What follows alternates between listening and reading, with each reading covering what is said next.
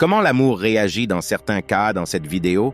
Nous allons parler de comment il faut réagir dans certains cas, même lorsqu'on est une bonne personne qui a un cœur de bonté. La première chose à savoir, l'amour n'exclut pas le respect.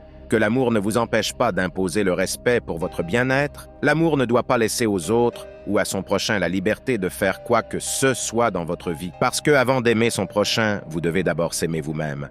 Dans la vie, vous ne devez pas faire certaines choses pour plaire aux hommes au nom de l'amour et pour être accepté. Mais surtout, vous devez faire certaines choses pour préserver votre dignité ainsi que votre personnalité même quand les hommes ne seront pas quelquefois d'accord avec vous. L'essentiel est que devant Dieu, cela soit bon pour votre bien-être. Soyez une personne qui aime les gens, mais faites de sorte que vous soyez respecté d'une manière ou d'une autre dans le bon sens, devant Dieu. La deuxième chose, l'amour ne se laisse pas manipuler. L'amour impose les bons principes pour son bien-être et pour le bien-être des autres. Pas parce qu'on a un bon cœur qu'on doit accepter de tout faire pour plaire aux autres. Lorsqu'on s'aime premièrement, on ne doit pas accepter de faire certaines choses pour notre bien-être et pour la gloire de Dieu. Retenez aussi que quand quelqu'un vous aime, il n'aura pas l'intention de vous manipuler pour vous détruire, ou pour que vous soyez détruit au final. C'est pourquoi, bien qu'en étant une personne qui a un cœur de bonté, vous devez apprendre à vous aimer premièrement pour ne pas se laisser manipuler par les personnes de mauvaise foi et être détruit au final.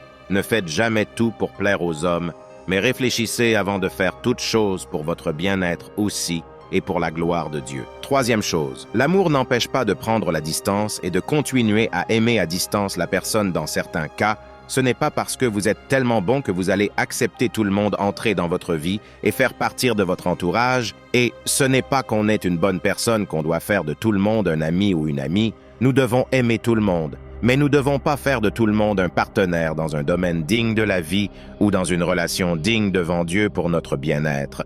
Quatrième chose, l'amour n'autorise pas toujours l'impunité. L'amour punit aussi pas dans le but de détruire, mais dans le but de faire du bien à son prochain. L'amour n'exclut pas la punition pour notre bien-être et pour le bien-être des autres dans certains cas.